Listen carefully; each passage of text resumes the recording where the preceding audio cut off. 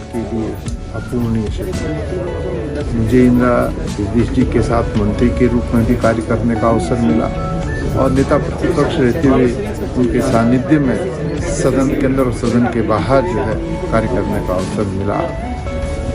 मैं कह सकता हूँ कि पक्ष और विपक्ष में वो एक सेतु का काम भी करती थी और जो उनका संसदीय ज्ञान था, विपक्ष भी जो है हमारे प्रति जो साथी थे वो भी और सत्ता में बैठे भी लोग भी उसका लोहा मानते थे। आज हमारे बीच में माननीय इंदिरा हृदय जी जो आज सवेरे हम सबको छोड़कर चली गई। माननीय इंदिरा जी एक ऐसी शख्सियत थी जो न सिर्फ उत्तराखंड की राजनीति में बल्कि मैं समझता हूँ कि यूपी हो या पूरे प्रदेश की, पूरे देश में एक शख्सियत के रूप में इन्होंने अपना योगदान दिया और उत्तराखंड को आगे बढ़ाने में हमेशा मैंने देखा कि उनकी एक ही सोच रहती थी, उत्तराखंड को किस तरीके से आगे बढ़ाया जाए, किस तरीके से इसके विकास की नींव रखी जाए, विकास के कार्यों को आगे बढ़ाया जाए। आज पूरा कांग्रेस परिवार उनके जाने से जहां पूरी तरीके से दुखी है, वहीं उत्तराखंड के लिए एक बहुत बड़ा क्षति मैं समझता हूं कि ये हम सब के लिए बनी है। इंदिरा हृदय जी नहीं रही, कहता इस समाचार को विश्वास नहीं होता। कल तक हम शांत थे। कांग्रेस को उत्तराखंड में कैसे मजबूत किया जाए उसके लिए विचार विमर्श कर रहे हैं, कार्य योजना बना रहे हैं और अभी अभी खबर आई है कि क्रूर काल ने इंदिरा हृदय जी को हमसे छीन लिया।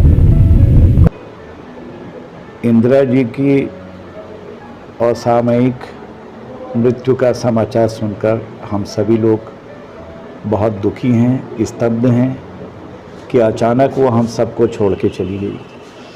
वो एक ऐसा व्यक्तित्व है, ऐसा व्यक्तित्व था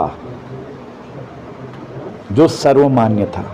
जैसे सर्वस्पर्शी, सर्वग्राही हम शब्दों का प्रयोग करते हैं, वो उन पर बिल्कुल फिट बैठता था। दुखद समाचार है, बहुत वरिष्ठ नेता उत्तराखंड की इंदिरा हृदय जी के निधन का समाचार है और उत्तराखंड के अंदर संसदीय कार्य, प्रशासनिक कार्य और राजनीति के मर्मज्ञ इंदिरा हृदय जी पार्टी राजनीति से अलग हटकर वह सभी पार्टियों में उनके बहुत ही अच्छे संबंध। व्यक्तिगत तौर पर इंदिरा जी का मुझे बहुत स्नेह मिलता है और जब वह बीमार हुई थी कोरोना से तो मेरे पास ही उनका फ़ोन आया कि मुझे दिल्ली में एडमिट किया। उनके अंदर कभी भी राजनीति से हटकर जब वो जाती थी तो वह पार्टी पॉलिटिक्स से हटकर ही और अब नेता प्रतिपक्ष इंदिरा हृदय जी हमारे बीच में नहीं है। उनके निधन की सूचना मिलकर निश्चित रूप से हम सब लोग बहुत स्तब्ध हैं। उम्मीद नहीं कर रहे हैं कि वो आज हमारे बीच में नहीं है। जिस प्रकार से उनका राजनीतिक अनुभव, उनका संसदीय ज्ञान, उनका शालीन व्यवहार, मुझे लगता है कि राजनीतिक लोगों में इन सब बातों से राजनीतिक लोगों को इसका जो है मार्गदर्शन लेना चाहिए, प्रेरणा लेनी चाहिए।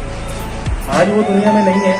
मैंने तो सदन के अंदर उनको जिस रूप में वो अपनी बात रखती थी, बड़ी शालीनता से भी रखती थी तो बड़े आक्रामक तरीके से भी रखती थी, क्योंकि नेता प्रतिपक्ष की अध्यक्ष विधानसभा के रूप में मैं उनको देखता था और मैंने उस समय भी उनका वो व्यवहार देखा कि जब वो माननीय मंत्री थी और मैं विधायक था और अपनी बात जब प्रखरता से रखता था तो किस शालीनता से वो जवाब देती थी। ये काम ऐसे होना चाहिए, ऐसे होना चाहिए, ऐसे होना चाहिए और कहती थी कि मैं मुख्यमंत्री से बात करूँ।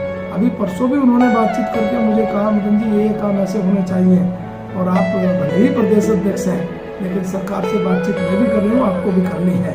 तो इस प्रकार से इंदिरा जी आज हमारे बीच में नहीं है। निश्चित रूप से राज्य की बहुत बड़ी राजनीतिक